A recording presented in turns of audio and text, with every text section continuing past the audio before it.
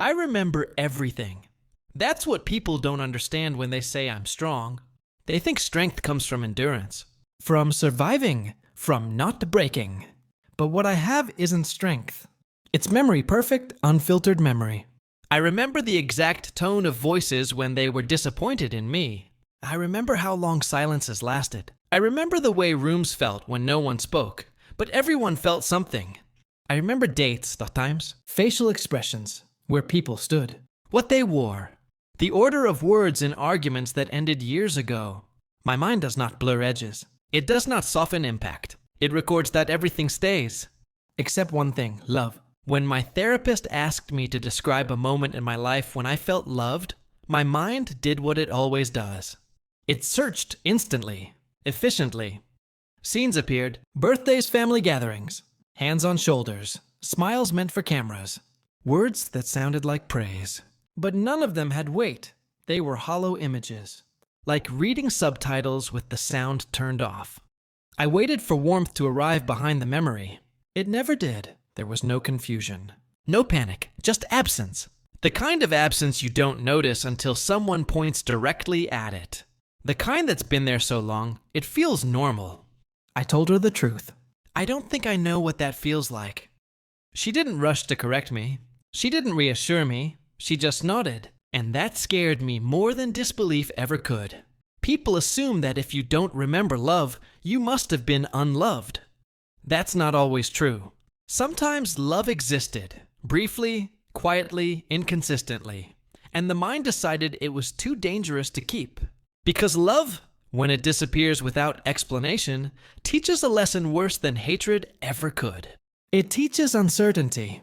As a child, I learned patterns early. Affection came without warning. It left the same way. One day, I was praised for being special. The next, I was ignored for existing. There were moments of closeness that felt real, until they weren't. No explanation, no apology, no consistency, just silence. And silence is loud when you're small. I became observant, hyper-aware. I learned how to read faces faster than words. I learned when not to speak. I learned how to disappear without leaving the room. Adults called it maturity. They said I was easy, independent, low maintenance. What they didn't see was the math happening in my head. If I expect nothing, I won't be disappointed. If I don't need, I won't hurt. If I don't feel, I'll survive. Love, to me, became unpredictable, and unpredictability feels like danger to a child's nervous system. So my brain adapted, not consciously, not dramatically, quietly, efficiently. I didn't forget people. I didn't forget events. I forgot sensations. The feeling of being safe with someone. The warmth that makes your body soften. The certainty that someone will stay. My memory kept the facts. It erased the risk. As I grew older, this absence shaped everything. Relationships felt confusing. Compliments felt suspicious. Care felt heavy. When someone got close, my chest tightened. Not with fear exactly, but with alertness. Like standing near the edge of something unstable. People said I was guarded. They said I didn't open up. They were wrong. I just didn't know what opening felt like. Love stories confused me, not because I didn't want them, but because I didn't recognize myself in them. People talked about missing others, about longing, about heartbreak. I understood the words. I didn't understand the sensation. Lost to me was familiar. Attachment wasn't. In therapy, we began tracing this absence backward, not searching for trauma that screamed, but for the kind that whispered. The kind that doesn't leave bruises. The kind that leaves gaps.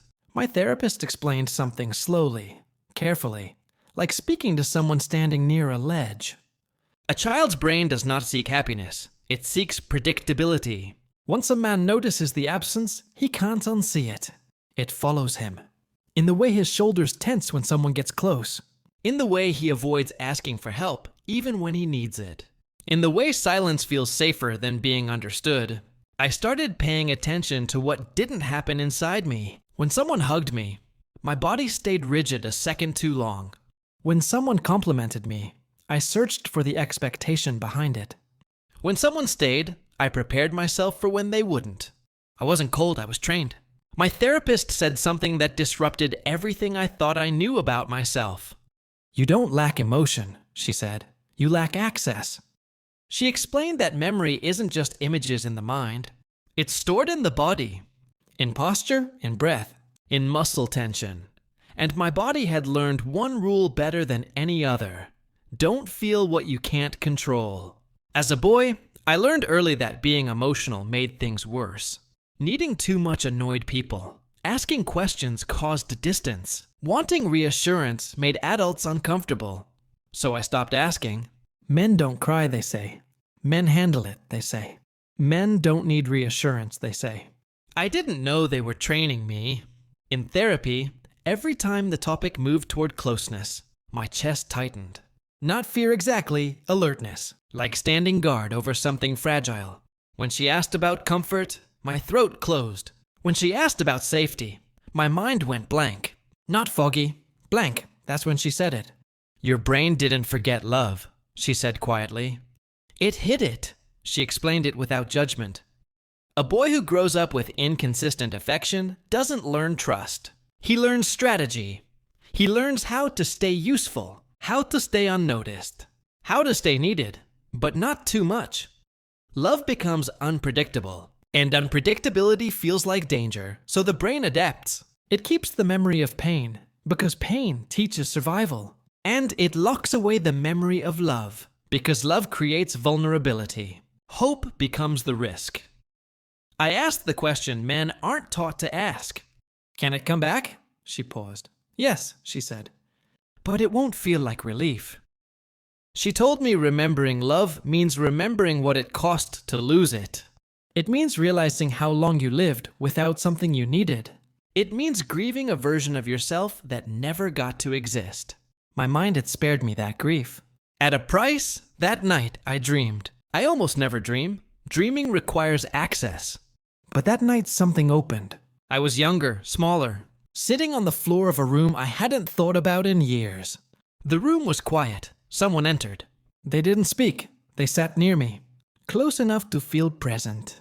And something in my chest shifted. Not comfort. Recognition. I woke up with my heart racing. After that, emotions arrived without explanation. Sadness with no story. Tightness with no trigger. Anger that didn't know where to go. My body was remembering before my mind could translate. For a man who had lived in control, this felt terrifying. Feeling meant losing command. Memories returned in fragments. Not scenes, sensations. A hand on my shoulder after I failed. Someone standing up for me when I wasn't there. A voice saying my name without urgency. They weren't dramatic. They were enough. And that's what made them hurt. I realized something unbearable. I hadn't been unloved. I had been loved inconsistently. And inconsistency teaches a boy to stay ready, not to rest. The version of myself I called strong was actually braced. The version I called independent was actually alone. The version I called calm was frozen. Feeling again wasn't beautiful, it was violent. My body reacted to kindness like a threat. Care made my pulse spike. Intimacy felt like stepping onto unstable ground. But beneath the fear was something new. Grief. I grieved the boy who learned to stay quiet. The boy who learned not to expect. The boy who learned that being useful was safer than being loved. I grieved the man I might have been if love had stayed long enough to be trusted. And still, beneath all of it, something kept pulling me forward. Because pain felt different now. It wasn't empty. It had meaning. It meant something was alive again.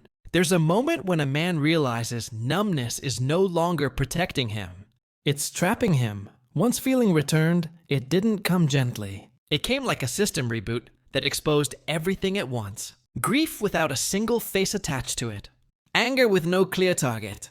Fear that showed up in places that should have felt normal. My body was reacting to years it had never been allowed to process. I wasn't weak, I was late. Healing didn't feel like improvement, it felt like exposure. I had spent my life controlling myself. My reactions, my needs. My voice, feeling meant losing that control. And for a man who survived by being composed, that felt dangerous. There were days I wanted to go back. Back to numbness, back to silence. Back to being the man who didn't need anything from anyone. That version of me functioned. He worked, he endured. He didn't fall apart, but he also didn't rest. When people showed me care, my body still reacted first. My jaw tightened, my chest braced, my breath shortened. Not because I didn't want closeness, because my nervous system didn't trust it. Love still felt temporary, like something I had to prepare to lose. One night, I sat alone with no distractions. No phone, no noise, no way to outrun myself. I placed my hand on my chest. At first there was tension, then warmth, then a heaviness that felt unfamiliar. Grief, not for one moment, for an entire lifetime of restraint. I cried for the boy who learned to stay quiet to stay safe. I cried for the boy who learned to expect less so it wouldn't hurt. I cried for the man who confused independence with isolation. And I didn't stop myself. For the first time I stayed. That's when it became clear.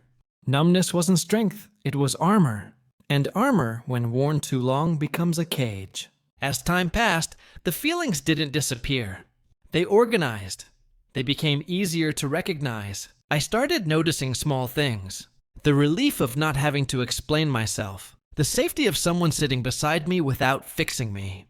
The quiet comfort of being allowed to be human. It still hurt, but it also grounded me. I began to understand that love wasn't loud. It wasn't constant reassurance. It wasn't perfection. Sometimes it was just consistency. Someone staying, someone returning, someone not leaving when it would be easier to do so. I stopped asking why I was like this. I started asking what I needed now. That question felt like rebellion. In one session, my therapist asked me something different. If you could speak to the version of yourself who forgot how to feel, she said, what would you tell him? I thought about it. Then I said, you survived the only way you knew how. Because that was the truth. My mind didn't fail me, it adapted. It chose survival over sensation. And now, slowly, it was learning that survival alone was no longer enough. I still don't remember every moment of love from my past.